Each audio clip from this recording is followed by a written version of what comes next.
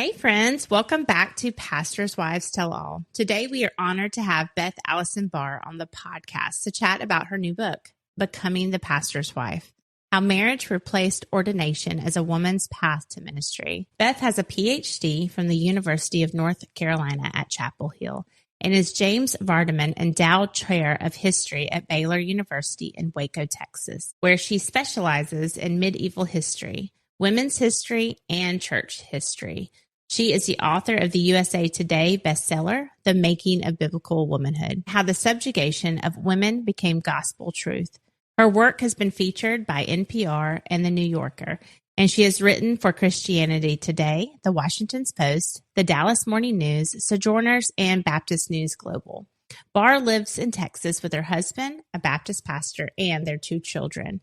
In our conversation today, Beth shares the deep costs that came with the rise of the pastor's wife role, especially the way it limited women's opportunities to lead in their own right, how her background in medieval and women's history has shaped the way she sees the role of pastors' wives in today's evangelical church. She gives encouragement for the pastor's wife feeling stuck or silenced, who love the church but are struggling to find their place and voice in it.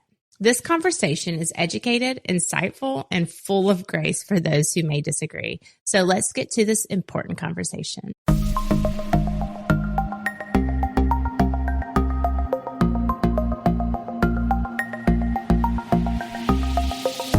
Hi, I'm Jessica. I'm Jenna. And I'm Stephanie. And you are listening to Pastors' Wives Tell All, a podcast by pastors' wives for church leaders and anyone desiring to take a peek inside our glass house. We are breaking down walls and crushing pastors' wives stereotypes within the church. We want pastors' wives and other ministry leaders to know that they are not alone in this. Plus, this is basically therapy for the 3 of us with a whole lot of dance parties. Woo, woo.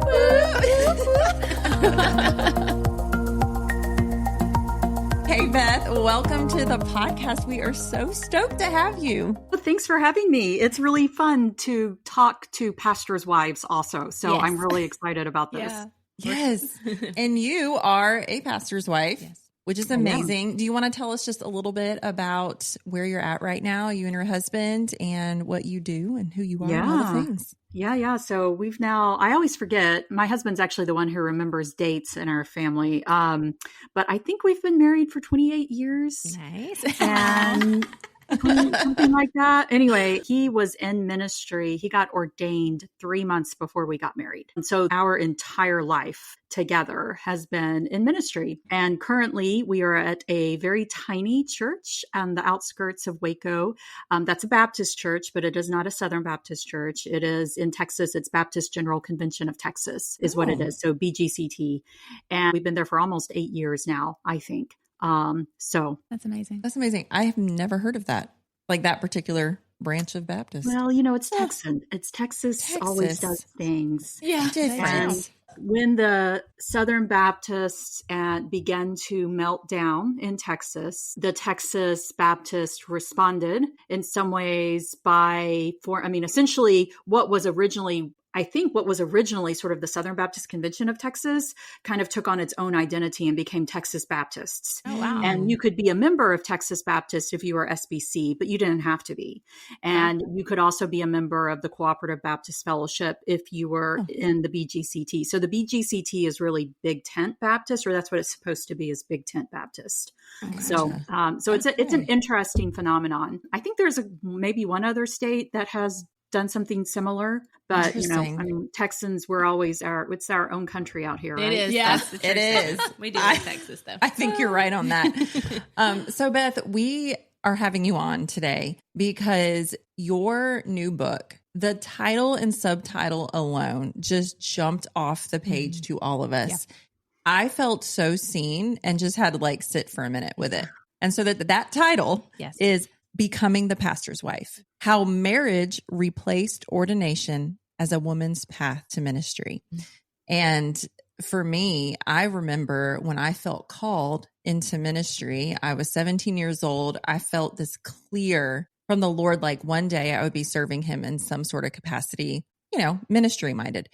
And immediately the thought that came to my mind was, I'm going to be a pastor's wife, obviously, because that's what that means, And so I think that's why, like, I just stopped in my tracks, because now I have come to realize that I also have a calling on my life, not just next to my husband, but even separate from him. Mm-hmm. And God has allowed me to do ministry, even with these ladies, and just getting that burden for teaching and preaching the word. So my question for you is, what inspired you to write this book, and why is this message so important for the church today? Oh gosh. Yeah, that's a big question. So in short, this book wouldn't have happened if I hadn't written The Making of Biblical Womanhood.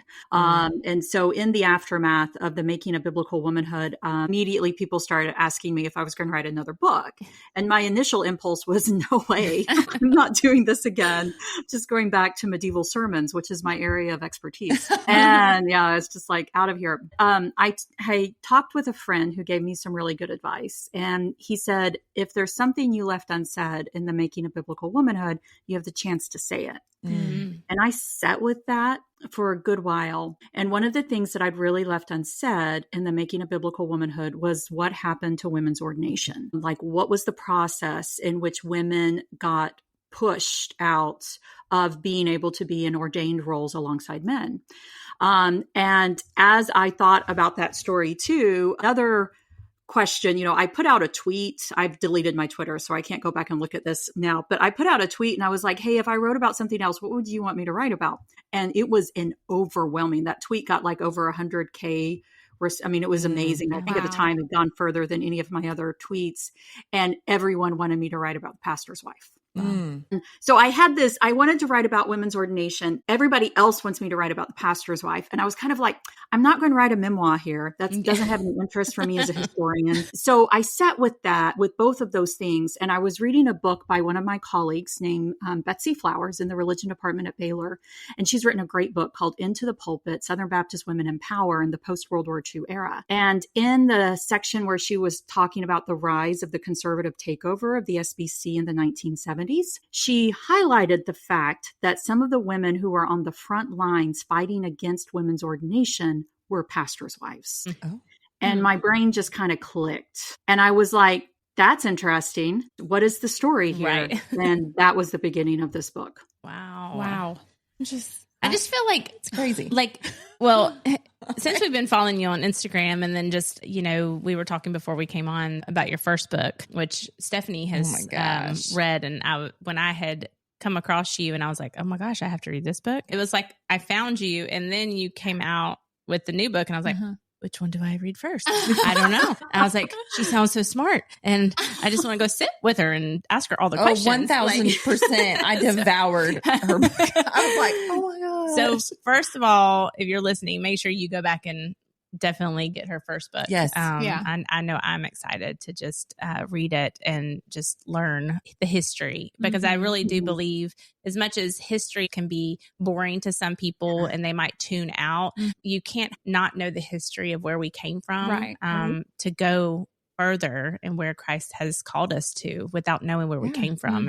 And I was thinking about this because I think a lot of people listening will go, well, wait a minute. Women, they were never ordained. They might think that and think that this came about because of like women's rights or whatever, but that's not the case. Not true. Yeah. Not true. It's crazy. Yeah. So you share some incredible stories in your book, women like Kathy Hopp and Willie Dawson. Can you tell us about one of them that really stuck with you and what they taught you about how pastors' wives and women in general have led in the church? Yeah, so I'll talk about Willie Dawson because she's Southern Baptist. Okay. And she's very recent in time. And for people who are listening, I do want people to think about how history informs theology. And so this is one of the things too, where we like to pretend like we come to the Bible with blank slate and we're only reading scripture, but who we are informs how we read the Bible. And so this is one of the things why history really matters in telling the story. And so, for example, Willie Dawson is a great example of this. She was a Southern Baptist pastor's wife in the early part of the 20th century. And in fact, one of the reasons she really came to my attention was because I was a faculty in residence at Baylor University. My family and I lived in a residence hall. Not only were we in ministry, pastoral ministry, but we also lived in a residence hall with undergraduate students for 6 years. So we kind of had it ministry coming out of our ears. Yes. Wow. And the hall we lived in was Dawson Residence Hall. And every day, almost of those 6 years, when I walked out into the lobby, I walked past this big framed picture of this woman that the students just called Willie. And they would always, talk about, and Willie sat there and presided over all of the things we did out in the lobby, which some of were very chaotic. And when I was researching this book, and I was in the Southern Baptist Archives in Nashville, and I still really remember the moment that I turned a page and I see that picture of Willie Dawson. I see Willie Dawson's face staring out at me from the page. And I was like, this is the woman that I've lived in this residence hall for 6 years. And she became the namesake. The Southern Baptist Convention still actually gives a Pastor's Wife of the Year award. I don't know if you're aware of that, but they give it's essentially, it used to be the Distinguished Service Award. And now it's called the J.M. Dawson Award, the Willie Dawson Award. And it's named after this woman who I lived in this residence hall for so long. And so I immediately was like, I want to know more about this woman and find out what sort of pastor's wife she was. And I tell this story in the book. But what I found is that, we think about a Southern Baptist pastor's wife today, and we certainly think about somebody who is, whose ministry is supportive to what her husband is doing. And that even if it is independent in the sense that she's like teaching the class or something on her own, it's always through her role as being a pastor's wife. Yeah. Right. Yes. Correct. That's why she has that authority. Well, Willie Dawson was not that type of a pastor's wife. Her husband was the pastor of the largest Southern Baptist church in Waco at the time, First Baptist Waco. And Willie Dawson certainly served in that capacity at that church. But what Willie Dawson became known for was actually her separate ministry. She was actually an international preacher for the Baptist world. And the Baptist World Alliance, as well as another international. And she traveled around essentially preaching for the Women's Missionary Union. She was one of the primary regional leaders of the Women's Missionary Union, became very, very involved in it. She also became a primary fundraiser in the sense that she helped actually raise the money that kept the Southern Baptist Church from failing during the Great Depression. Wow. And that was, it was because of the WMU, and Willie Dawson was one of the people at the head of that. And she also raised money to build a women's dormitory at Baylor at that time to help further women's education during this. And then one of the most funny things when I was reading about her, we think about the Southern Baptist world today, they've been working really hard to push women out of all type of independent ministry leadership roles, including with the law amendment, which they're going to bring back on the table again in 2025. And the argument is that women biblically belong under male leadership, always have. This is the way the Bible has always been interpreted. Yet Willie Dawson was actually nominated to be in leadership of the National Southern Baptist Convention. She was actually on the docket to be the vice president of the Southern Baptist Convention. And when this award was named for her, it wasn't named for her for what her husband did. The award made it very clear that while it is important for what women, that they're pastors' wives, but what's more important is their own ministry. So women who are nominated for the award in the beginning had to be nationally and internationally recognized for their own ministry that was separate from their husbands. And she died in 1963. And so I think she's just a real clear example of how different the pastor's wife role was conceived of, even in the Southern Baptist Convention, within 10 years of my lifetime. Oh my gosh. My mind is blown. I haven't read your books yet, so that's why I'm like, what happened? Well, that's why you gotta go. Oh my gosh, that's such a good question. But can you answer it? Yeah, I can. Please answer it. Can you answer it? Okay, so I don't know how much in the weeds you want me to get, but I can get. I'll give you. Weed it away. Yeah. So a couple of things happened. Three things happened. Number one, in the aftermath of World War II, which Willie Dawson was living in, but in the aftermath of World War II, a lot of barriers broke down for women. And this included women being able, gender discrimination was something that people were much more attuned to. And so there was much more concern about women being able to move into the workplace, in having equal access, not getting fired for getting pregnant, all of those types of things, being able to purchase a home without having to have a male cosigner. I always tell my students, parents that Barbie got her dream house before women could actually take out mortgages in their own name. And so, I mean, that just really puts it into perspective, I think, how recent these changes are for women. And so with this, we also see women moving into seminary. And moving not just to take a religious education degree or to get training as a children's minister, not that that's not important, but those were tracks that were acceptable for women. But they were actually moving into theology and into wanting to go into pastoral ministry.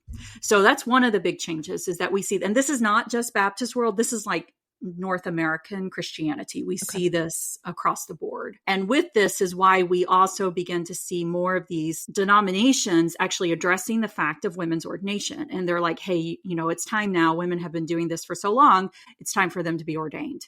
And so starting to officially ordain women. The second thing that happened was actually a change in ordination itself. And I tackle this in the book, both in the medieval era and then in the modern era. But I don't think we realize that before World War II, ordination wasn't always as critical, especially in what we would consider to be low church evangelicalism, Baptist or low church. It was something, you know, sort of the idea was God calls who he calls. And we, you know, there's not barriers put up on that. And so people called by God moved into all types of roles. Sometimes they were recognized with ordination. Sometimes they weren't. But in the early 20th century, the U.S. government instituted what we know as the clergy tax law, which is people who are in ordained ministry get a tax break, essentially the percentage tax break. I'm sure you're all aware of this. And in the 1960s, the IRS and it really started in the 50s, the IRS was concerned about how many people were asking for the clergy tax break. And they started putting parameters on what it meant to be ordained. Had criteria you had to meet. And suddenly we see the Baptist world all of a sudden in a flurry about how can we make it where most of our people in ministry can get the clergy tax break. And so they actually had this sweeping statement where they said anybody who's in missionary work is a ordained gospel of the ministry. Put that out there. And so, I mean, you know, they essentially made everybody a gospel of the, ministry. Essentially ordained into gospel ministry. Until they realized that by doing that, it actually included women too. And so what we see is a backtracking on that in the late 60s and the 70s, where they start being like, whoa, wait a minute. Yes, we need to have as broad as ordination as possible, but do we want to include women in this? I mean, this is actually one of the things, you know, one person raised at a resolution in the early 1970s. He was like, okay, let's include everyone but women. And it actually didn't pass at that time. But there's this concern because all of a sudden the floodgates have opened up for women to be ordained and to get the clergy tax credit. And we start seeing these conversations about ordination really picking up speed. And then we see in the Southern Baptist world, we see the introduction of what we call the conservative resurgence. And the conservative resurgence was marked by three main men, Paige Patterson, Paul Pressler, who's in the news way too much about terrible things he did. And then also the preacher, Adrian Rogers. And the goal of the conservative resurgence was to return the Southern Baptist world to being more focused on the Bible is what the claim was, but also very much within that was a focus to emphasizing male leadership and women's subordinate role. And with that, we begin to see a series of steps starting to be taken in the late 70s and all the way up, culminating in the 2000 Baptist Faith and Message, in which it is declared that the pastoral ministry is reserved for men. So those are the three main things that we see shifting. That's crazy. Yeah. It's kind of, like in my brain, I kind of feel like it, you know, with the things that we grew up in our generation learning, it was just like, it's what I thought was always the case. Right. Exactly right.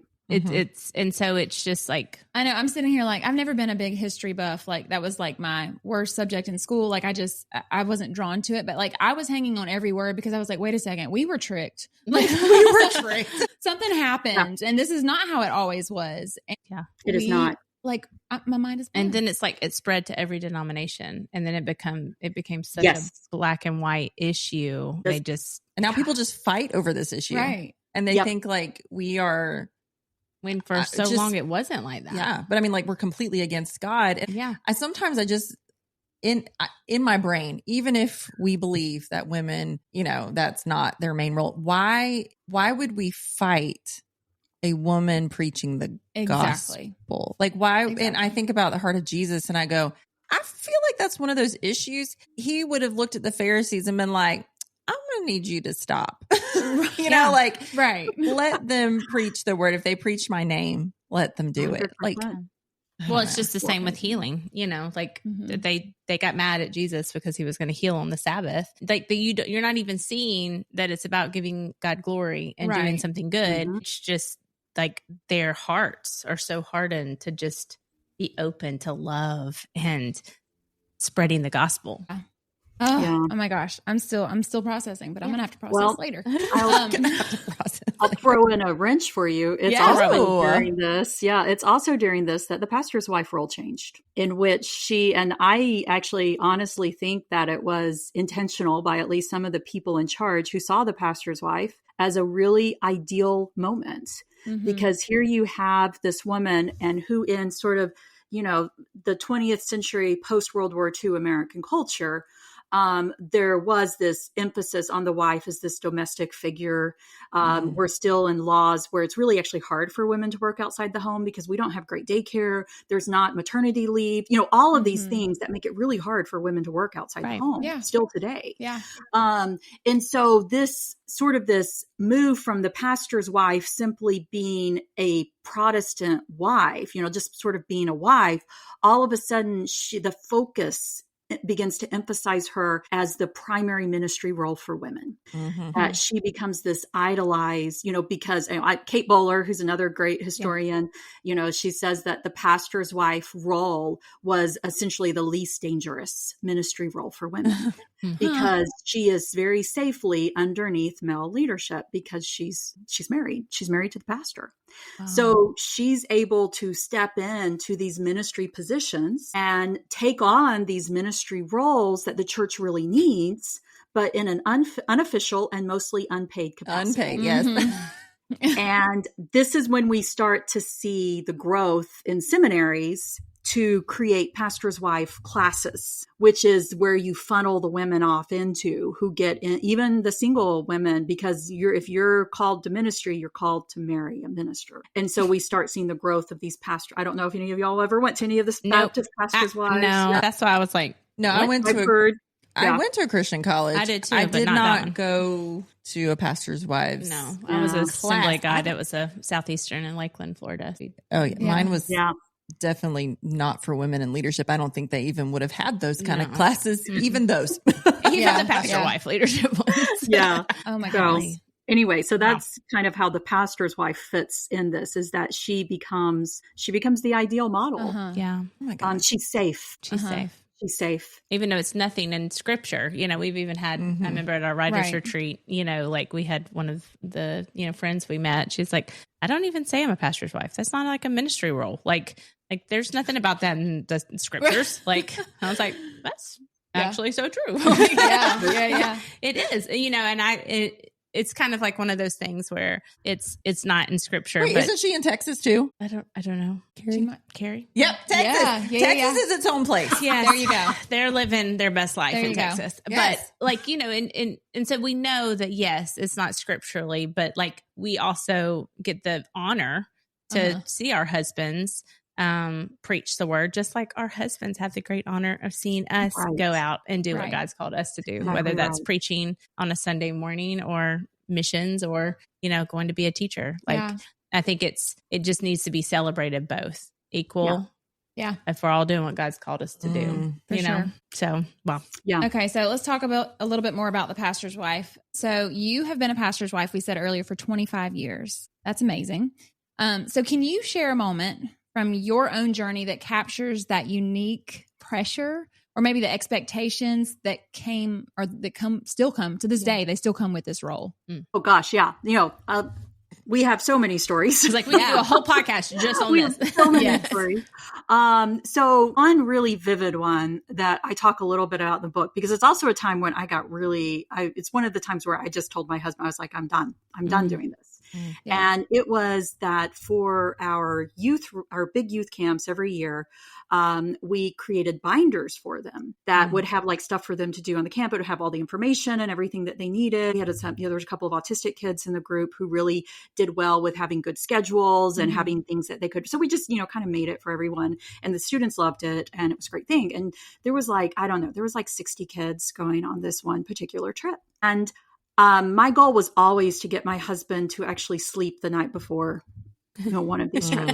Yeah. And which was really challenging to do. I'm sure y'all can, and I didn't usually go on, at this point in our marriage, I didn't go on the trips. We had small kids and and so I usually didn't go with him. But I remember it was like 1:15 in the morning, and our son was a baby, and he was like asleep in the corner, like in a little bouncy bed thing.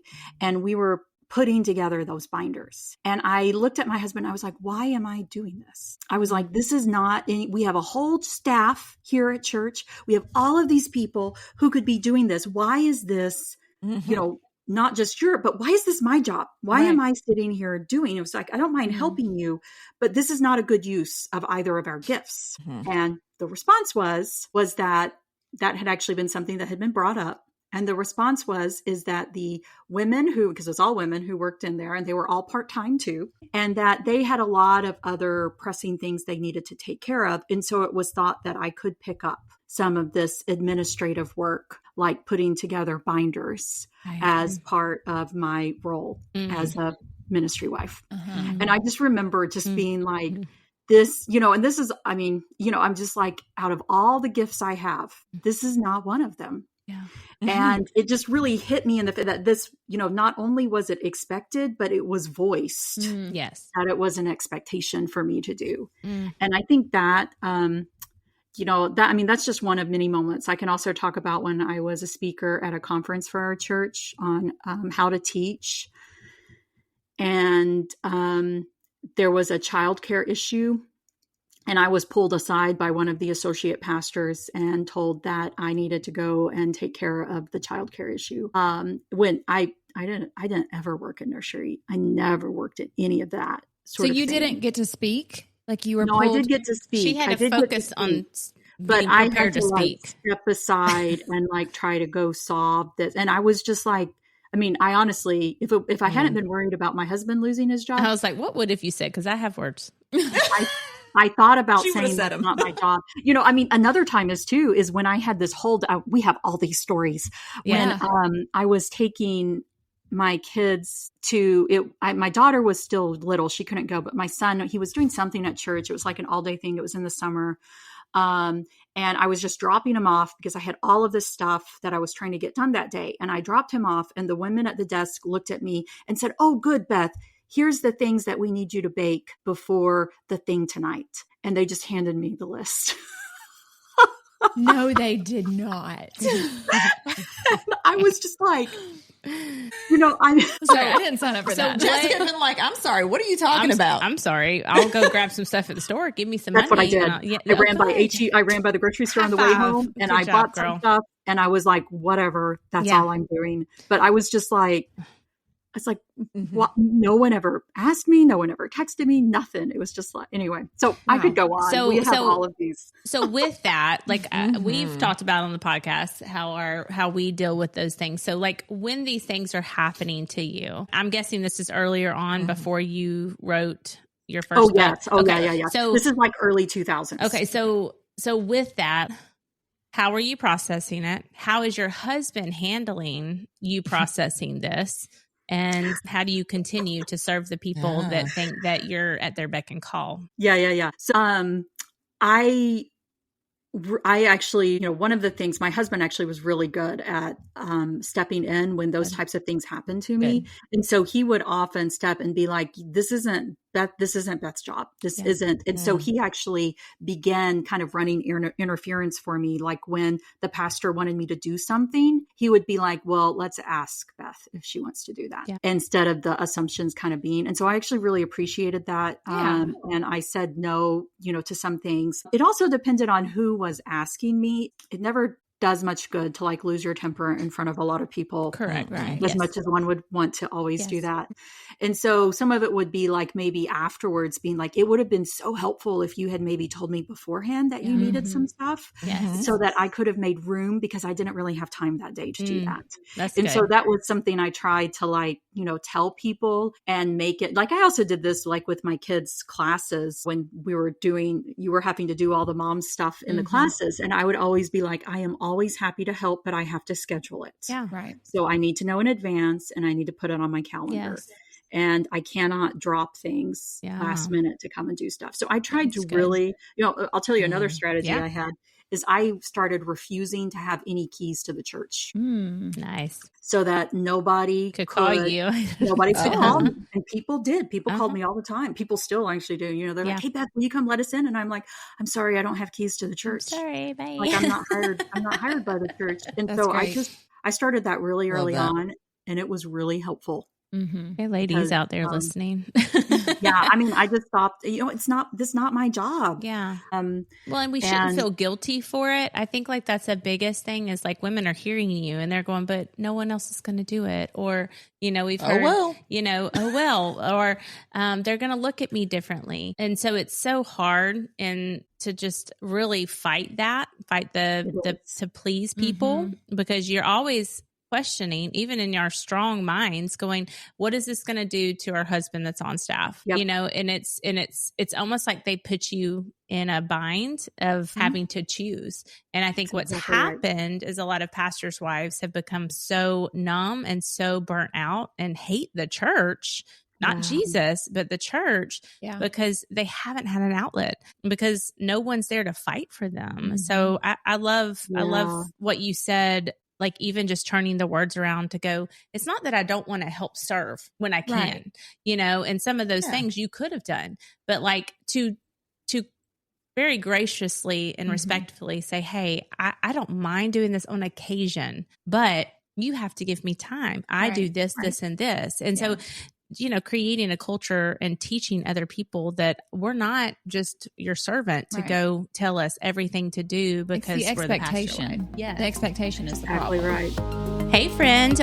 we will get right back to our episode, but we want to take a moment and thank our patrons. You guys keep our podcast going. If you are not a patron and you would like to consider donating to our podcast ministry, we would be so grateful, and we might even do a happy dance. When you become a patron, you get perks like being the first to hear about special info and retreats. You get bonus episodes, monthly devotionals, lock screens, and more. Plus, we have added a new $1 tier for those who believe in us and what we're doing, just because you love us. So head on over to our show notes and click on the Patreon link to learn more. Now let's get back to our episode. Yeah. As research for this book, we analyzed 150 pastors' wife books.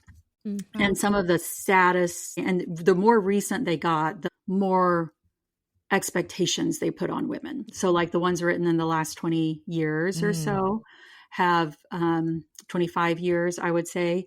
And some of the things that I noticed in them is that they often told women that if you were like Gail McDonald, though I don't think she meant to do this in her high privilege, but what she essentially tells women is that if you're really burnt out and you're really exhausted, the problem is you haven't surrendered to Jesus. Oh my God. You haven't surrendered yourself completely to this call. And I know she was trying to help. She's trying to put this out there, but that's not, it's like, so the problem's you for not wanting to do this. Right. The books also warn about friendships in the church, that this is something that can cause to be too close to some people. And you know what? I just think that's wrong. I'll just say that out to pastors. Like, you have to have friends. Yes. And you have to have friends who you can talk to about things. It's not gossip. And you need people to back you up, like when you can't do, et cetera. And I would say another thing I saw in a lot of these books was women were really frustrated with the non-written expectations for them. And it also caused tension in their marriage Mhm. because they, and you have to think about husbands, they're often trained thinking that their wives are going to do these things. So you've got to actually sit down and be like, retrain them. Yeah. You got to sit down and be like, I can't do these things. I can do this. This is what I'm good at. I can fill in when you need on these occasions, but I can't do it all. And I can't go to all the events. I mean, that's another big one too. Oh, is, having to go all the time and people talking if you don't show up. Yeah. That's so- one thing we do talk about a lot, like with the filling a role or feeling like if you step in and fill those roles, like not only are you doing something that isn't in your giftings necessarily, but you're keeping somebody else from walking in their giftings that the Lord has given them. And so, and we talk about that a lot, about how we need friendships in our We're having church. a friendship month We're right having now. a friendship month right now of church gosh. members within our local churches, and then a friend that we all have combined, to just talk. Because when Stephanie came to us, 5 years ago now, right? Yeah. 5 years ago, when we started this podcast and the retreats and the book and every conferences, the biggest thing that we hear, and especially in our, DMs and in our Facebook community group is it's just we're so lonely. They're burnt out, a lot of abuse from their husbands, a lot of narcissist, preachers out there. More than you want to know. And so it's just, it's just a lonely and sad place. So it's just, we all know, all four of us know, this is why God has called us to write these books, to speak out in the ways that God has called us to speak out, to speak for the voiceless. Yeah. You know, that's what we're doing, because it's happening everywhere. And it's happened to us as we're sharing, Yeah. I just, part of the reason I did write this book was because I do have a heart for women in these positions, both women who are called to different types of ministry, but really found themselves, in some ways trapped in this identity that was forced upon them. Yeah. And then women who really want to, like me, I always tell people I'm actually a pretty happy pastor's wife in the traditional sense, because I don't want to be, I never felt called to be in separate ministry, to be ordained. I kind of like being able to fill in and do the things I can do, but not have to do it all the time. Right. So I actually mostly am pretty happy doing this, especially now that we have really clear understanding of what I do and what we don't do, and when I can help, etc. But I think for so many of these women, they have been in many ways put into a role that they don't know what the expectations are.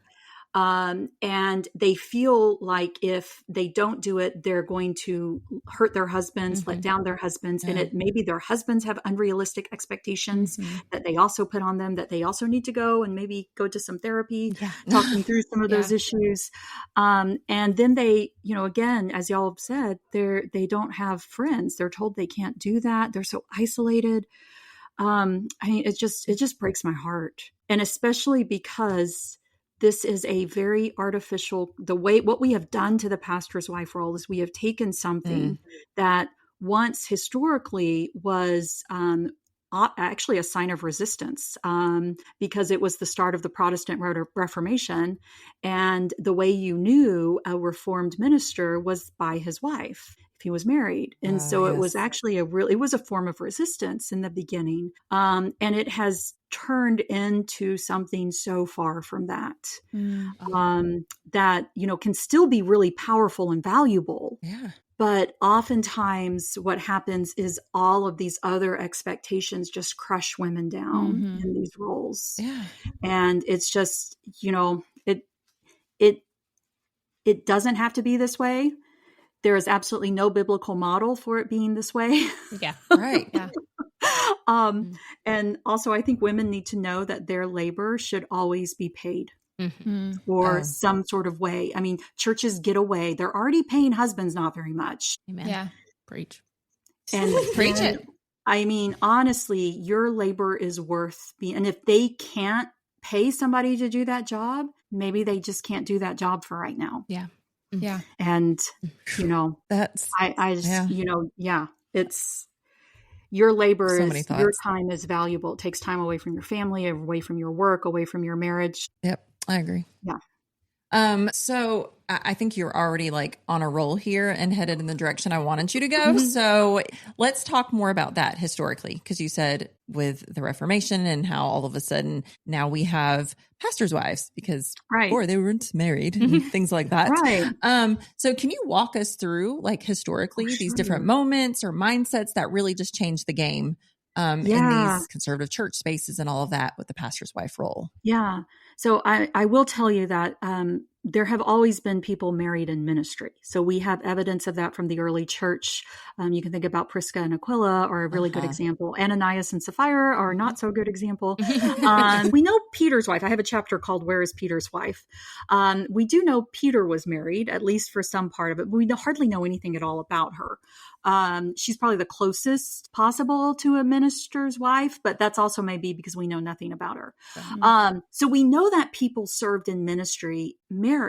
But when we know about spouses in ministry, it's often because both spouses are actually serving in different types. They're serving in actual ministry positions. And we know that women, that many times we actually don't know at all about the marriage of, it's very rare that we actually know about these married ministry couples. And I think that's because marriage didn't really matter that much to the ministry. What was important is that they were serving in these ministry roles. Yeah. It didn't matter so much what their marital status was. Right. And this is something that, there's evidence all over the place of this in the early church, and from visual evidence, inscription evidence, to what we see actually going on in the Bible, to say that women served in all the same types of roles as men, and that this subordinate position just doesn't appear. And throughout, and this actually process really continues throughout most of what we would consider, and I'm a medieval historian, so that's my specialty. I won't get lost in the medieval world. I'll just sum it up for you by saying that there were ordained female clergy throughout the entire medieval world. And we often write them off as nuns because our understanding of nuns is informed by the sound of music. Where they are cloistered in walls and don't really do much out in the rest of the world. And this is not an accurate assumption of what nuns were. They actually, especially abbesses, they functioned in the role of bishops, and they were ordained women to really significant clerical roles. We know these women officiated in what you would consider to be sacramental sense until there was a big shift in the Central Middle Ages that began to emphasize male celibacy. And began to argue that only men could perform the sacrament at the altar. But that doesn't happen until between the 11th and the 13th centuries. So we've already had a lot of Christianity before then. And we know women were serving in sacramental positions before then. I think that's the crazy thing is they were ordained. Like they were ordained. It was like we just went back. It was like we just took 20 steps. We need to go back to the good old days or whatever. Well, let's go a little further back. Let's ordain them. Yeah, exactly. Let's ordain them. Yeah, let's let women be able to preside over church councils. Yeah. That's what they were doing. So you talk about the deep cost that came with the rise of the pastor's wife role, and especially the way it limited women's opportunities to lead in their own right. How have you seen that experience at the cost of your own life and others?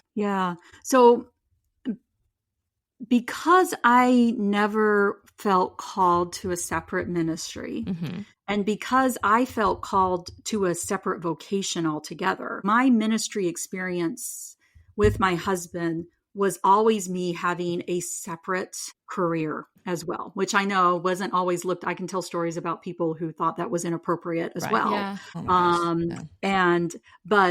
That was always our life. That always did that. So I would say in some ways that protected me from being in a space where most of my circles only were in the church. And so, that's really that is where it creates all those loneliness, where there's no other ways for a woman to have interaction with other people, et cetera, and something else. And so I think maybe for me, actually didn't affect me as deeply. Yeah. I think because of that. And because my husband always supported me in doing this. You know, he used to joke he couldn't wait until I made more money than him.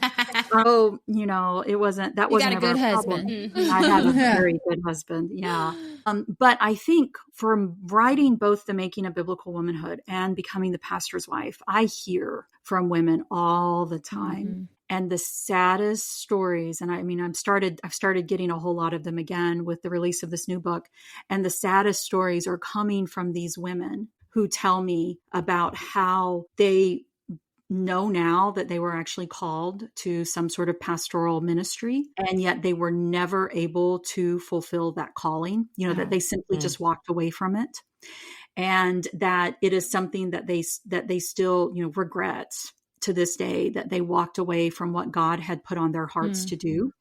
I also hear from these women who are in these very difficult marriages and church spaces where so many expectations are put upon them and where they're living in such tightly controlled bubbles that if, you know, that their Facebook posts are monitored, and their Facebook posts will often be brought up at the deacon board because they've said something that's out of line and they're told that they have to bring themselves back into line, or they're pulled aside for clothing that they wear, or perhaps the way their children, you know, behave, and these types of things. And so these women who have lived and they believe, like what Gail McDonald said in that book, that the problem is them, that the problem is their heart. And so they, you know, write me because they're like, I didn't realize, I thought that God wanted it to be this way for me. And now I'm realizing that God had so much more, and that this wasn't God limiting them. It was the church that has put these expectations on them. And so, you know, and you also think about the cost of this on marriages. It's just, you know, where there is continuous, where somebody is always being made smaller and made not able to do what they really feel like they should be doing, the frustration that builds up, the resentment that builds up. And then, of course, women are told you can't be bitter.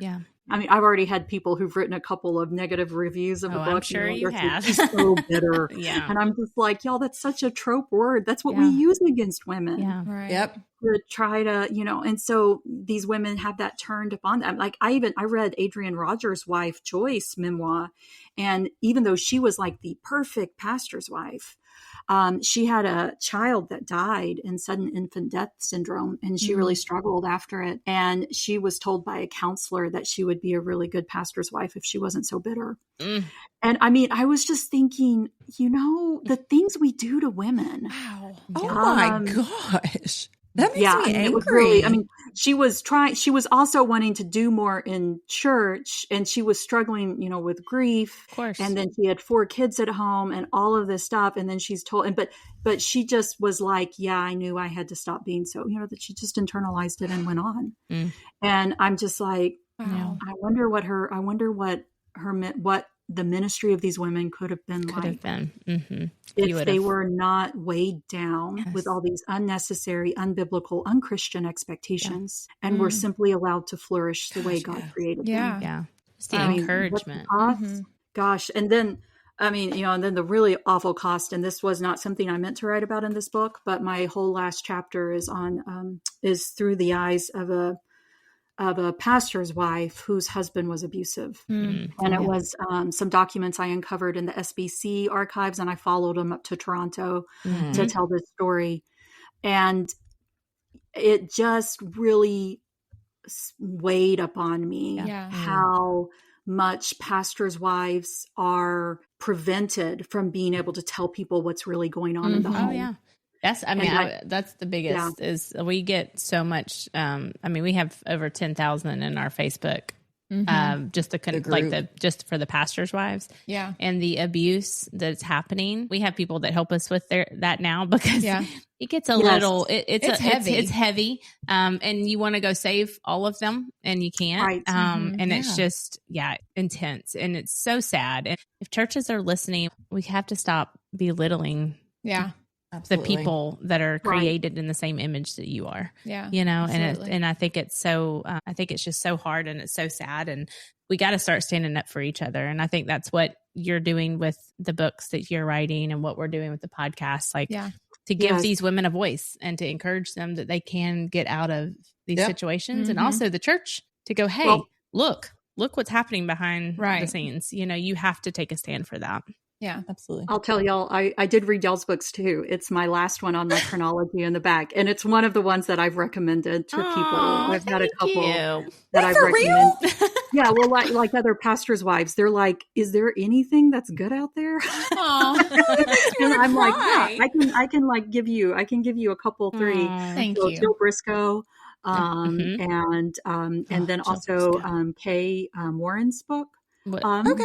You know, there's still Was some. it okay? Yes. There's still some bad. I mean, you have to recognize these women are still writing. Right. They're not going to get published. Yes. If they're not actually, and so, but some of them are. You know, it's getting better now because there's more publishing options. Yeah. But in the Baptist world, I mean, you wouldn't get published if you.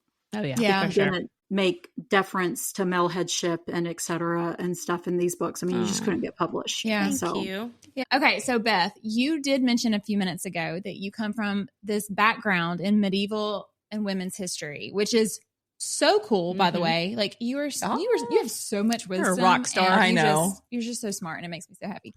So we want to know, how has that shaped the way that you see the role of pastors' wives in today's evangelical church? Yeah, no, that's great. It's given me a very different perspective because I know the history. I know what women were actually doing in the medieval world.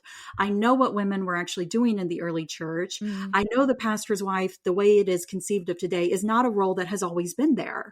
And so I think that historical perspective has allowed me to call out some of the bull that have been fed pastors' wives, that, you know, being told like, oh no, honey, this is the way that it's always been. Women are always supposed to have done this. And I'm like, no, I actually know of a time just 20 years before, you know, your church started, or when, you know, that this was not the way that it was. And so I think that has given, you know, and it also has given me, as a medieval historian, I believe medieval people were Christians. It's just like any other. I mean, I can talk all day about that. And so it's also given me a more, instead of like skipping over 1,000 years of church history and saying this doesn't relate to us because they're Catholic. I'm like, no, actually, a lot of the things that we do today are still connected to the things that they did. And so like one of the stories that I connect is this story of medieval prostitution, the Winchester geese, with the rise of the pastor's wife story. And so, you know, I'll let people, if they want to know about that, you know, what does prostitution have to do with the rise of the pastor's wife? You can go. You got to go get the book. That. Okay, so Beth, what encouragement will you give to the pastors' wives listening that feel stuck and silenced, who love the church but are struggling to find a place and a voice in it? I want them to know that they are valuable in their church and in their ministry and in the sight of God, and that they have done more good than they will ever know.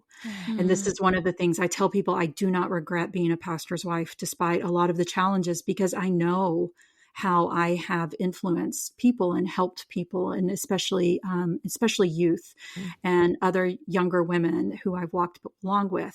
And so despite the fact that churches make you feel smaller, despite the fact that perhaps even your husband makes you feel smaller, the work that you do for God is not small in the eyes of God. Amen. And, you know, I always think about the story of Hagar, who's the very first person in the Bible who names God the God who sees. And that the very first person who names God is a woman who's in this horrific abusive situation, and God lifts her up. And so I want pastors' wives also to know that they are seen and that there are options for them. There are places that they can go to get help. There are communities that they can get connected to, and that they need to find people they can talk to. And it is not spreading gossip. It is not being unpatriotic to their church, disloyal. It is God created us to be people of community, and they need to talk to somebody who can relate to them and who can really listen to them. And so I want them, they deserve to be heard. Absolutely. Wow. That's so good. Are you gonna going to cry? something? No, I'm not. You're going to cry. I thought you were going to cry. Are we going to cry? That's like, wow. Seriously though, it's so good. Welcome to the Pastor's Wives Tell All podcast. Yes. Okay. So Beth, we ask everybody who comes on our podcast 3 questions and they're rapid fire. Are you ready? I'm ready. Okay. Question number 1. If you could go back and give your pre-pastor's wife self one piece of advice, what would it be? It would be to get involved in as little as possible until I understand what my gifts are. I like that. No, that was a great answer. So good. And that you may have been the first person to say that, actually. I love it. I like it. Okay. Second question. And this one's really fun. No pun intended. What do you do for fun, either by yourself or with your spouse, to get your mind off of all things ministry and writing and teaching and et cetera? So we play games. Our family loves board games. We always have. And my husband and I always have. And so usually every night, many times we alternate between letting my daughter choose something for us to watch or sitting down and playing games together. And that is something that we just really have always enjoyed as a family. What's one of your favorite games? My daughter lately has gotten to choose a lot. So we've been playing a lot of Uno, and we used to play a lot of bananagrams, but my husband always hates us, and that irritates us. So we stopped playing bananagrams as much. My favorite game is actually Scrabble. I love Scrabble. Scrabble's fun. But my daughter and husband love Monopoly. So I did play Monopoly with them the other night, although I hate Monopoly. I hate Monopoly. It takes forever. I do love Uno. You're such a good wife and mom to play that game. Yeah, I did play it with them. We also play Trivia Pursuit games a lot, especially Lord of the Rings and Harry Potter. Oh, I like it. I love that stuff. I like it. Okay, so last question. If you could tell the church congregation one thing without reservation and have them really listen and respond, what would you say? She probably already said it. I would. Just kidding. Go ahead. I would say the pastor's wife may not be called to ministry. The pastor's wife may not be called to ministry to this church or in the ways that you think she should be. You hired her husband. Yeah. Not her. Amen. That was just mic drop. Yeah. It's, let her figure out what she wants to do, when she wants to do it, and how she feels she can do it best. And walk alongside her and love her in the process. Right. That's so good. Beth, thank you so much for all the wisdom. We were very excited about this interview. I know. I was like, guys, it's Beth Allison Barr. I'm very excited too. This is a group that I really, I really have a lot. My heart is with pastors' wives. Well, we would love to have you on again to just talk about you can have me specific. on again if you want to bring maybe me even into tell your something. story more. Yeah, we would love time. to. We wanted to encourage you with the book and get that out there because people need to read that, including us. We're excited to read her it. Book. Yes. Beth, tell them where they can go follow you and learn more about you. Yeah, Instagram, also Threads, Blue Sky a little bit. I'm not really on Facebook very much. My Instagram feeds my Facebook. I don't find Facebook my happy place. I also write on Substack. I have a Substack that I write on. Which I found you on because I just started a Substack. Did you? Yeah. So, I will tell you all that I'm less present on social media than I used to be. But Instagram's probably the place I'm there most. So happy. It is such a happy place. Thank you so much. And yes, I think we really would love to have you on again if you're just to tell your story and so much. I mean, there's so much we can talk about being a pastor's wife. So definitely. But until then, guys, we love you. Bye. Yes, we do. Bye for now.